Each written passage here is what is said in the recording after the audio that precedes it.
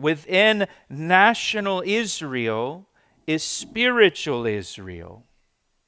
And spiritual Israel is a remnant within the larger group of Israel.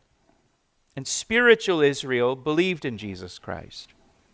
This remnant within the larger group. A remnant and not the whole. And he mentions this over in chapter 11 of Romans, if you want to turn there with me. Romans chapter 11. Verse 5. Again, in Romans 11, he's still talking about Israel and the Israelites. And Romans chapter 11, verse 5, he says, "Even so then, at this present time, there is a remnant according to the election of grace." God saved a remnant from out of the whole nation of Israel. A portion of Israel did believe in Jesus Christ and trust Christ as their Messiah. You know, on Thursday nights, we are studying through the Old Testament book of Numbers. If you don't come out on Thursday nights, you should come out on Thursday nights. And we're going through the book of Numbers. And recently in our study through Numbers, the children of Israel came to the edge of the promised land at a place called Kadesh Barnea. And God promised to give them this land, but they refused to go in and take possession of the land because of their unbelief. They didn't believe the promises of God. They didn't believe the word of God. Only Joshua and Caleb believed God and were willing to enter and take possession of the land. Everyone else that was 20 years old and above did not want to go in because of their unbelief. And that whole generation of Israel, 20 years old and above, did not enter the promised land and died in the wilderness because of their unbelief. And then the younger generation that came up behind them, they did, or they will enter the promised land under Joshua. So some of Israel did enter because of their faith, Joshua and Caleb.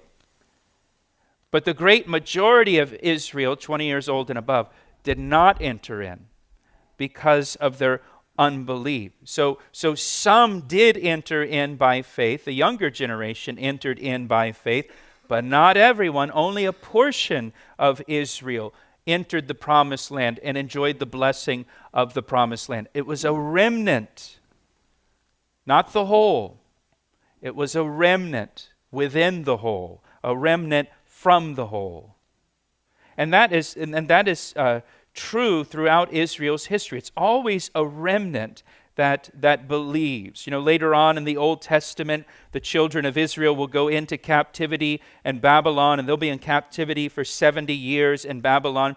And at the end of the captivity, the children of Israel are given permission to go back to the promised land.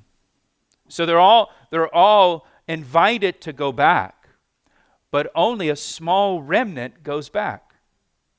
They all don't go back. The great majority stayed in Babylon and wanted to stay in Babylon and didn't want to go back to the promised land and rebuild the promised land, rebuild Jerusalem and the temple and everything. Most of them stayed. A small remnant of about 50,000 went back to the promised land. It's always a remnant. The great majority chose to stay in Babylon. Only a remnant goes back to Jerusalem to rebuild the city and the temple. When it comes to Jesus Christ, only a remnant of Israel believed in Jesus Christ. The greater majority did not. But it's always been that way. Throughout Israel's history, it's always been a remnant from within all of national Israel. That's consistent throughout Israel's history. And that is the point that Paul is making here to explain why most of Israel rejected Jesus Christ. So spiritual Israel is contained within national Israel. Or you might say the true Israel is found within national Israel. They are not all Israel who are of Israel. So we should not have expected all of Israel to believe in Jesus Christ. Only the remnant. And the remnant did believe. And Paul goes on here to kind of expound on this point in verse 7. He says, nor are they all children because they are the seed of Abraham. Just because they're the seed of Abraham does not make them the children of God. But in Isaac your seed shall be called.